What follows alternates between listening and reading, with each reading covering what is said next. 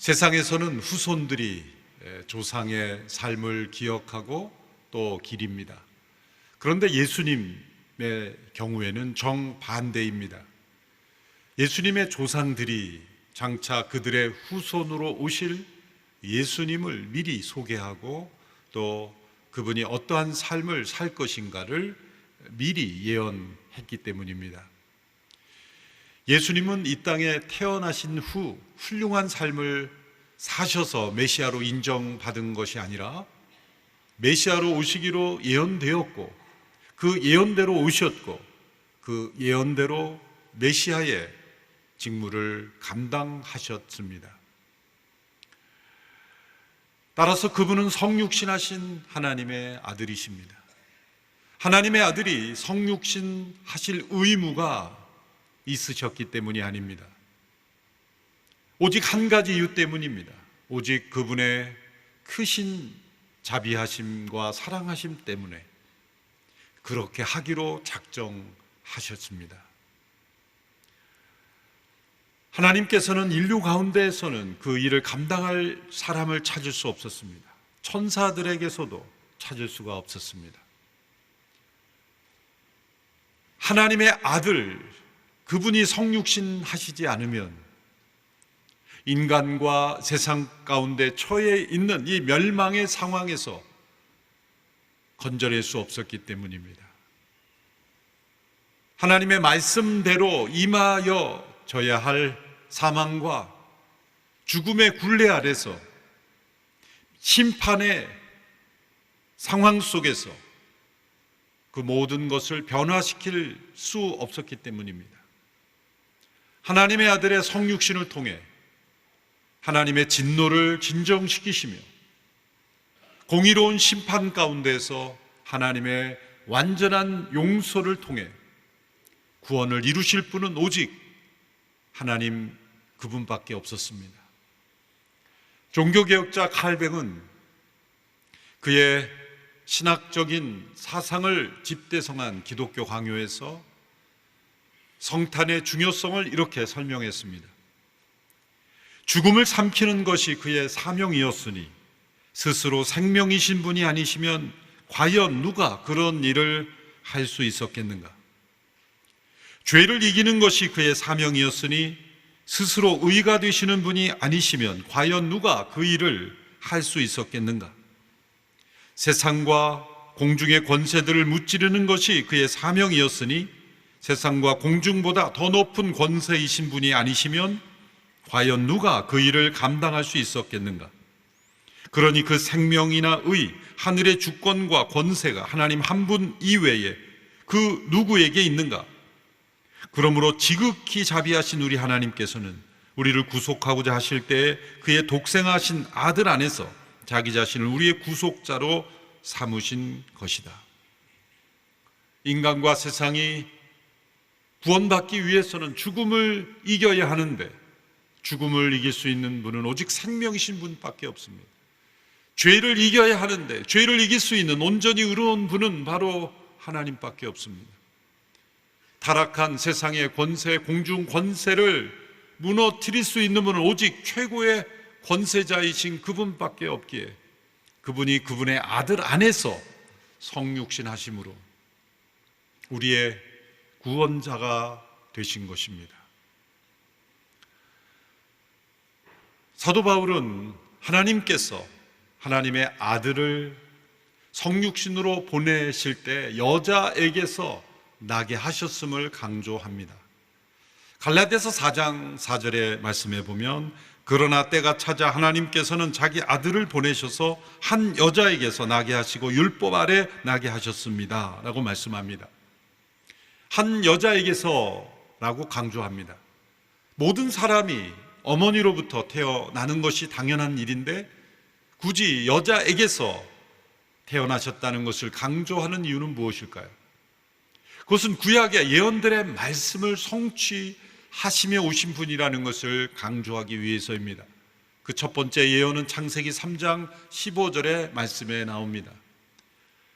인간이 타락한 직후에 하나님께서 아담과 하와 그리고 타락하게 한 사탄으로 나타난 뱀에게 말씀을 하시는니다.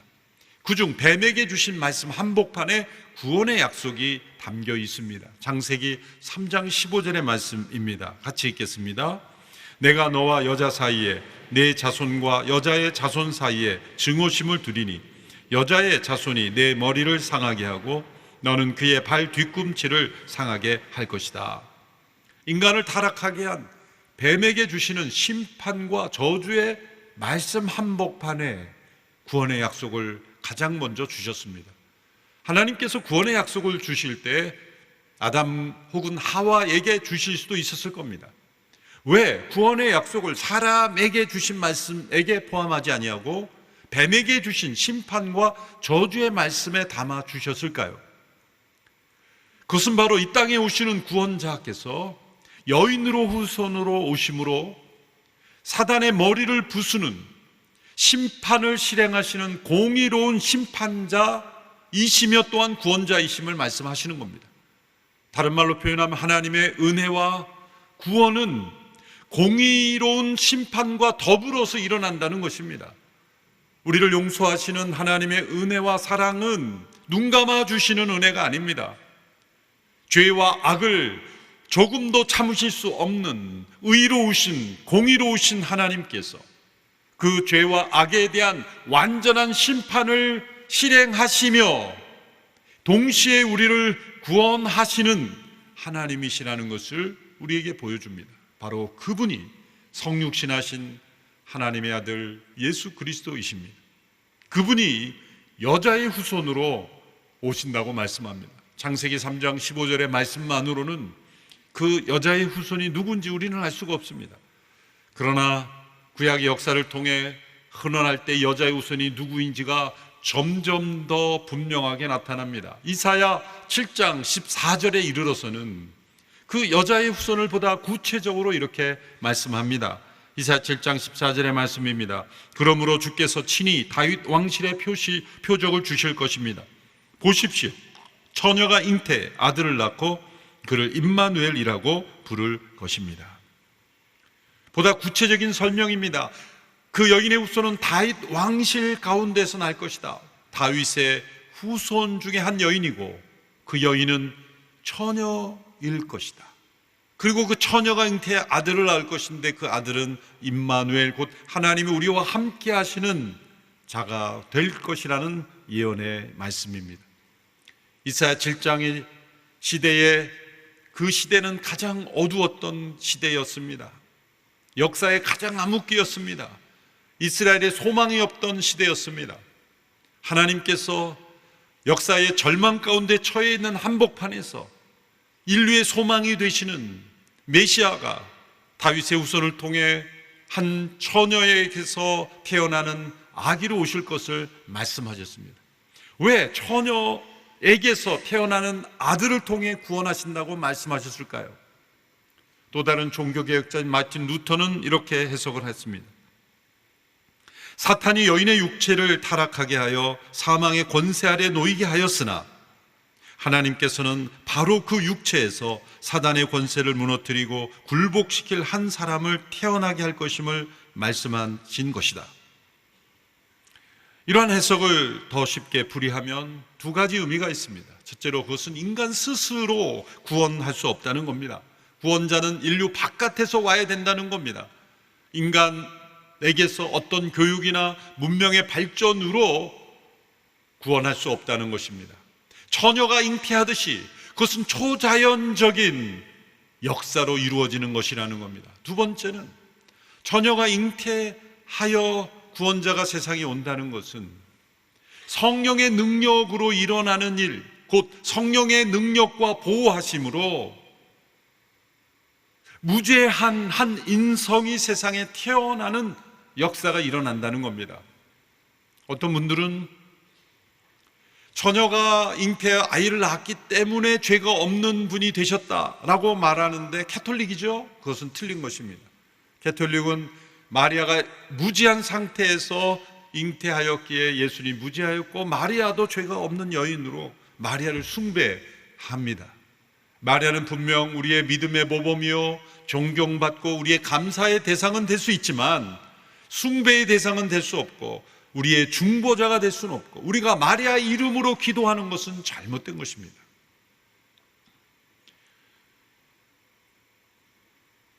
남자와 상관없이 태어났다고 해서 예수님이 죄가 없으신 것이 아니라 성령의 능력으로, 전능하신 능력으로 보호를 받으셨기 때문에 죄가 없으신 것입니다. 남자만 죄를 유전시키는 것이 아닙니다. 여성도 죄를 유전시키는 것이죠. 성령의 능력으로 잉태된 사건이기 때문에 예수님이 죄가 없으신 완전한 인간으로 세상에 오신 것입니다. 마태복음에서는 이러한 동정녀의 출생을 예수님의 족보를 통해 설명하고 있습니다. 마태복음 1장 16절의 말씀을 보시면 야곱은 마리아의 남편 요셉을 낳았고 마리아에게서 그리스도라 하는 예수께서 태어나셨습니다. 마리아에게서라는 단어를 강조하고 있습니다. 마태복음 1장의 족보에는 반복되는 표현이 있습니다. 누가 누구를 낳고 누가 누구를 낳고 반복됩니다. 아브라함이 이삭을 낳고 이삭이 야곱을 낳고 이렇게 쭉 이어집니다. 여러분, 여기에서 뭔가 의문이 제기되는 표현이 있지 않습니까? 전국에서 사라가 이 족보를 보면 조금 문제를 제기할 수 있습니다. 아브라함이 이삭을 낳고, 아니 내가 낳았는데? 남자가 남자를 낳은 것은 아니잖아요. 사실적으로 넓은 의미의 아버지라는 의미는 되지만 사실적으로 아내들이 낳았지 남편들이 낳은 것은 아닌데, 구약의 족보를 이 마태복음 1장에 보면 전부 남자가 낳은 것으로 되어 있어요.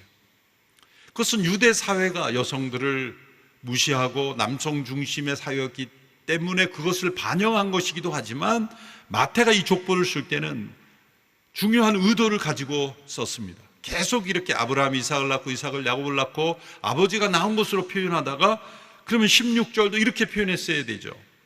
야곱이 마리아의 남편 요셉을 낳고 요셉이 그리스도라 하는 예수를 낳으니라 라고 표현했어야 될 텐데 16절에서는 요셉은 사라집니다. 마리아에게서 그리스도라 하는 예수가 태어나셨습니다. 동정녀의 탄생을 강조하기 위해 대조하고 있는 것입니다. 예수님이 바로 창세기 3장 15절에 말씀하신 여인의 후손이요, 이사야 7장 14절에 말씀하신 다윗의 후손 가운데 한 처녀라는 것을 강조하기 위해서 이렇게 족보를 통해 그것을 명확하게 하고 있는 것입니다.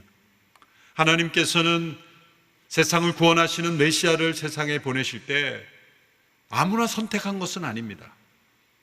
매우 섬세하게 선택하셨습니다. 하나님은 역사 속에서 그 시대를 준비하셨습니다. 로마의 압제 아래에 있는 팔레스타인의 한 민족과 그리고 한 가문과 한 가정을 주목하셨습니다. 다윗의 후손 가운데 요셉의 가문을 택하시고, 그리고 그와 정혼한 마리아도 역시 다윗의 후손이요, 다윗의 후손 가운데 이 두 정혼한 남녀, 그들을 주목하셨고 때가 참에 하나님께서 마리아에게 낳게 하신 것입니다. 얼마나 놀라운 하나님의 섬세한 역사의 섭리가 구약에서부터 예수님에까지 이릅니까?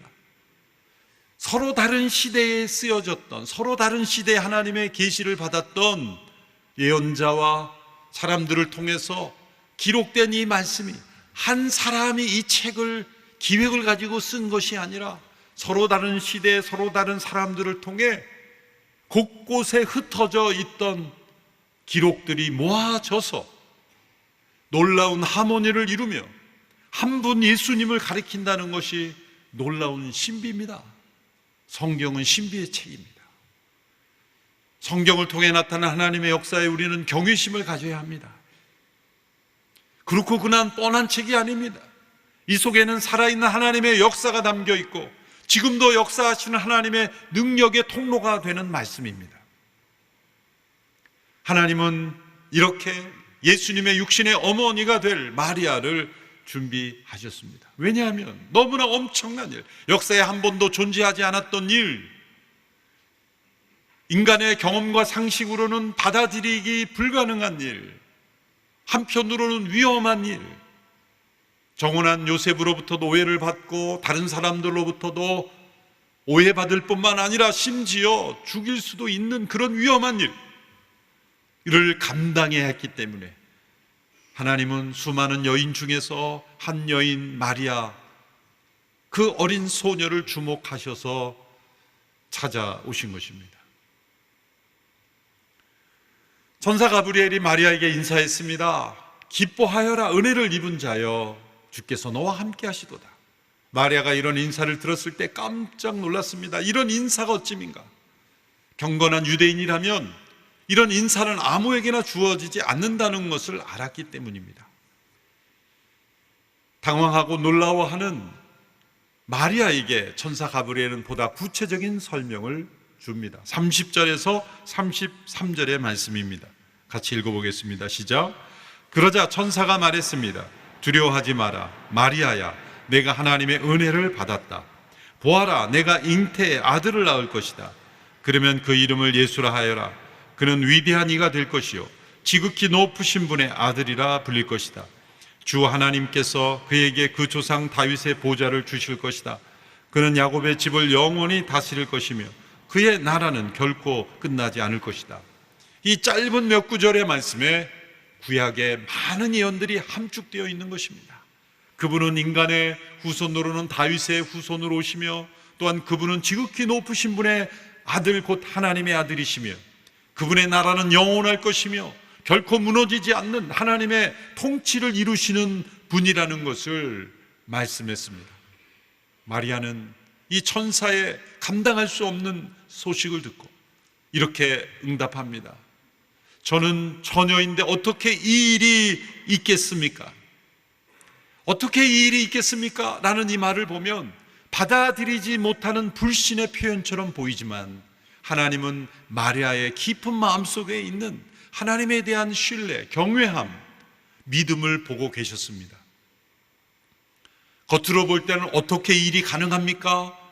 그건 말도 안 됩니다 라고 거부하는 것 같지만 마리아의 마음속에는 그가 어려서부터 경건한 가정에서 들었던 말씀들, 다윗의 후손을 통해 메시아를 오신다는 언젠가 적어도 한 번은 들었을 그 메시아에 대한 기대와 소망이 바로 이제 나를 통해 이루어진다는 그 약속의 말씀을 믿음과 기대를 가지고 대하면서도 구체적인 확신과 설명을 원했던 것입니다.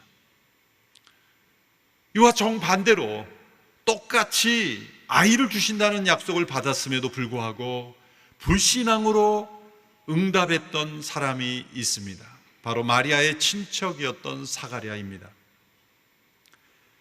마리아의 친척인 엘리사벳의 남편 사가랴는 제사장이었습니다. 그 당시에 사람들을 하나님 앞에 인도하는 직분을 가진 사람입니다. 아이가 없어서 오랫동안 자녀를 달라고 기도했습니다. 그런데 스스로 생각하기에는 너무 늦은 때라고 생각하던 때 하나님의 응답이 온 겁니다. 천사가 사가랴에게 하나님께서 내 기도를 들으셨다, 내게 응답하셨다, 내게 아들이 있을 것이다, 그 아들이 장차 오실 메시아를 예비하는 역할을 할 것이다 라고 말씀했을 때 사가랴는 이렇게 응답합니다. 어떻게 이런 일이 있습니까? 제가 이 말을 어떻게 확신하겠습니까? 나는 늙었고 내 아내도 이미 나이가 많습니다. 이것은 불가능하지 않습니까? 사가랴의 마음속에는 불신과 의심이 가득 찼던 겁니다. 얼마나 아이러니한 일입니까?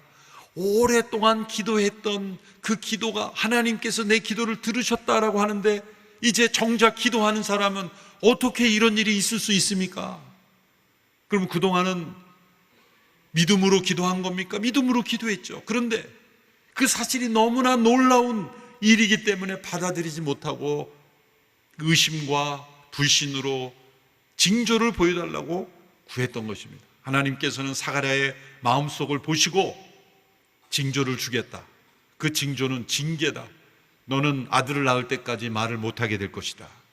하나님께서 혀를 가두어 버렸어요. 불신의 말을 하지 못하도록 하나님께서 징계하신 것이죠. 마리아와 사가랴는 같은 누가복음 1장에서 너무나 대조가 되고 있습니다. 사가랴는 제사장이었습니다. 하나님을 아는 사람이었습니다. 오랫동안 자녀를 위해 기도했습니다. 그러나 하나님의 응답을 받아들이지 못하고 어떻게 이런 일이 있을 수 있습니까? 겉으로 볼 땐 똑같은 어떻게인데 하나님이 중심을 보실 때는 전혀 다른 응답이라는 겁니다. 여러분, 우리가 똑같이 찬송을 합니다. 똑같은 가사로 똑같은 운율을 가지고 찬송을 하지만 하나님은 우리의 마음과 영혼을 꿰뚫어 보시기에 우리의 중심에 진정한 찬송이 있는지 하나님은 아십니다. 똑같이 기도를 하지만, 똑같이 눈 감고 있지만 어떤 분은 깊은 수면을 취하는지 아니면 기도를 하는지 우리는 알 수 없지만 하나님은 아십니다. 똑같이 예배를 드리지만 하나님은 우리의 마음을 꿰뚫어 보시는 하나님이시기 때문에 잠언 16장 2절에 보면 우리의 영을 달아보신다고 말씀하셨어요. 사가랴와 마리아가 똑같이 어떻게 이런 일이 있을 수 있습니까? 라고 해도 사가랴는 그건 안 됩니다, 말도 안 됩니다라는 거, 마리아는 알겠습니다, 그러면 이후로 어떤 일이 일어나겠습니까? 라는 그런 수용과 기대의 고백인 겁니다. 더 알고자 한 것입니다. 사가랴는 징조를 구했지만 마리아는 징조를 구하지 않고 가르침을 원했던 겁니다. 더 깊이 알기를 원했던 겁니다. 그래서 가브리엘은 마리아에게 더 깊은 가르침을 줍니다. 35절의 말씀이죠. 천사가 대답했습니다. 성령께서 내게 임하실 것이며 지극히 높으신 분의 능력이 너를 감싸 주실 것이다. 그러므로 태어날 거룩한 아기는 하나님의 아들이라고 불릴 것이다. 성령이 내게 임하시고 지극히 높으신 분의 능력이 너를 감싸시면 그 일이 일어나며 그분은 거룩한 아기요 하나님의 아들이라고 불릴 것이다. 역사에 한 번도 일어난 적이 없는 일지라도 하나님의 말씀, 곧 천지를 창조하신 그 능력의 말씀을 믿음으로 받아들일 때 내 안에 놀라운 역사, 곧 성령의 능력이 임할 것이다 라고 말씀합니다. 천사 가브리엘은 마리아의 믿음을 더 견고케 해주기 위해서 사례를 듭니다. 그것은 마리아가 눈으로 확인할 수 있는 사례죠. 친척 엘리사벳이 이미 아이를 가지고 6개월이 되었을 때입니다. 왜 6개월째에 하나님께서 가브리엘 천사를 마리아에게 보냈겠습니까? 엘리사벳도 그 아기를 확인할 수 있고 마리아도 확인할 수 있는 시점이었기 때문이죠. 하나님은 구약 역사를 통해서 마리아에게 동정녀 잉태가 가능하다는 것을 사례를 통해 깨닫게 해주고 믿음을 주시기 위해서 아브라함과 사례를 준비시켰었습니다. 또 이삭도 아이를 낳지 못하는 가운데 기도를 주셨습니다. 엘가나와 한나에게도 아이를 주심으로 사무엘이 태어나게 하셨습니다. 가장 가까운 사례로는 사가랴와 엘리사벳을 통해 세례 요한을 출생케 하셨습니다. 구약의 역사 여러 번 아이를 낳지 못하다가 낳게 되는 역사가 왜 역사 속에 있었습니까? 그것은 전능하신 하나님의 능력으로 하나님께는 불가능한 일이 없다라는 사실을 마리아에게 확신시켜 주시기 위해서 하나님께서 그 모든 역사를 이루신 거죠. 예수님의 조상들이 예수님을 준비하는 역할을 했던 것입니다.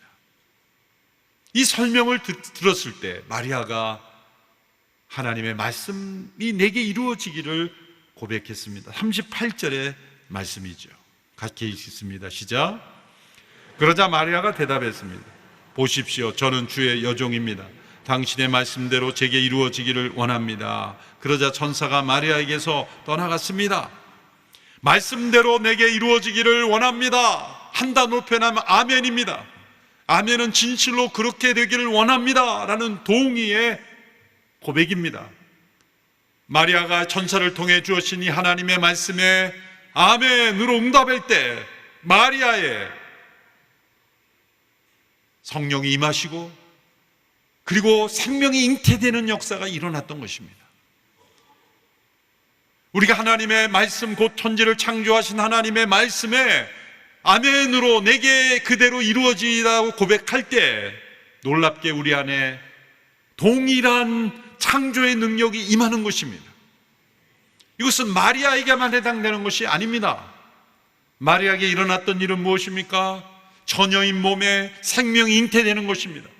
그러면 우리도 이 땅에 오신 예수님이 나의 죄를 위해서 오셨고 나를 구원하시고 나에게 생명을 주시는 분임을 우리가 그 약속을 믿음으로 아멘할 때 우리에게는 어떤 일이 일어납니까? 죄와 허물로 죽었던 우리 안에 새로운 생명이 태어나는 것입니다. 새 생명이 잉태되는 것입니다.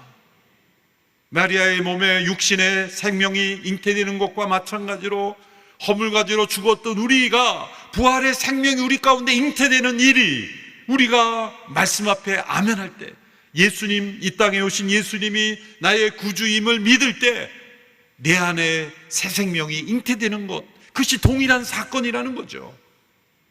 왜 처녀에게서 잉태되는 일을 하나님이 약속하셨습니까? 우리가 예수님을 믿고 구원받는 것은 처녀가 잉태하여 아이를 낳는 생명의 역사와 동일한 차원의 일이라는 겁니다. 허물과지로 죽은 자들이 어떻게 다시 살아납니까? 부활의 역사가 어떻게 일어납니까? 처녀가 잉태하여 생명을 잉태하는 것과 동일한 생명의 역사가 바로 우리가 구원받는 것입니다. 마리아만 쓰임받는 것이 아닙니다. 기뻐하라, 은혜를 입은 자여 주께서 너와 함께 하시도다, 마리아에게만 주어진 메시지가 아닙니다. 마리아가 은혜를 입은 자라면 우리도 역시 예수님을 믿는 믿음 가운데 은혜를 받은 자입니다. 마리아에게만 함께 하시는 것이 아니라 우리 모두에게도 함께 하시는 것입니다. 그러므로 우리는 성탄을 맞이하며 기뻐할 수 있는 것입니다. 마리아가 처했던 시대적 상황을 생각해 보십시오. 로마의 압제하에 착취를 당하고 있었고 국가의 주권도 없어졌고 또한 유대 권력, 정치, 모든 종교 권력도 부패했고 희망이 없은 보이는 그런 시대, 의로운 분을 불의한 고소고발로 십자가에 못 박는 것이 합리화되는 그런 시대에 무슨 소망이 있겠습니까? 바로 그런 시대에 예수님이 오셔서 기뻐하여라, 은혜를 입은 자여 주께서 너와 함께 하시도다. 얼마나 대비되는 말씀입니까? 그러므로 이 말씀 앞에 우리가 응답한다면 우리가 살고 있는 이 세상과 우리 개인의 삶이 아무리 절망적인 상황으로 보이고 아무리 절망적인 형편 가운데 처해 있어도 우리는 예수님 오심을 기뻐할 수 있다는 겁니다. 어떤 분들은 그렇게 말할 거예요. 믿지 않는 사람들이, 우리 성도들이 예배당에 모여서 기쁘다 구주 오셨네 박주 찬양할 때 이 세상이 이렇게 힘들고 어려운데 노래가 나옵니까? 나옵니다. 우리의 삶이 좋아서 노래가 나오는 게 아닙니다. 예수님이 오셨기 때문에 노래가 나오는 것입니다. 이 차이를 구분할 수 있어야 돼요. 세상이 암울하고 어둡고 힘들어서 우리가 노래할 수 없다면 예수님이 오신 게 아닌 거죠. 예수님의 오신 사건은 이 땅의 어떤 역사적 상황, 형편, 우리의 모든 삶의 상황을 뛰어넘어서 우리에게 기쁨의 소식인 것입니다. 거기서부터 우리의 신앙은 출발하는 것이고, 그 예수님이 오심으로 우리에게 생명이 되어 주시기 때문에 우리는 어둠을 이길 수 있고 죄를 이길 수 있고 세상의 악한 권세를 이길 수 있고 그리고 어둠을 이길 수 있고 죽음을 이길 수 있는 것입니다. 마리아에게 전해준 이 소식이 바로 저와 여러분에게 전해준 구원의 소식입니다. 기뻐하여라, 은혜를 입은 자들이여 주께서 너와 함께 하시도다. 우리와 함께 하시기에 오신 임마누엘의 오신 주님을 환영하며 기뻐하며 주님 앞에 나아간 우리 모두가 되기를 축원합니다. 기도하겠습니다. 살아계신 주님을 찬양합니다. 주님 오심을 기뻐하는 복된 성탄 주일이 되게 하시고 성탄의 기쁨을 우리의 마음 깊이 맞이하며 주님을 노래하는 우리 모두가 되게 하여 주옵소서. 예수님의 이름으로 기도하옵나이다. 아멘.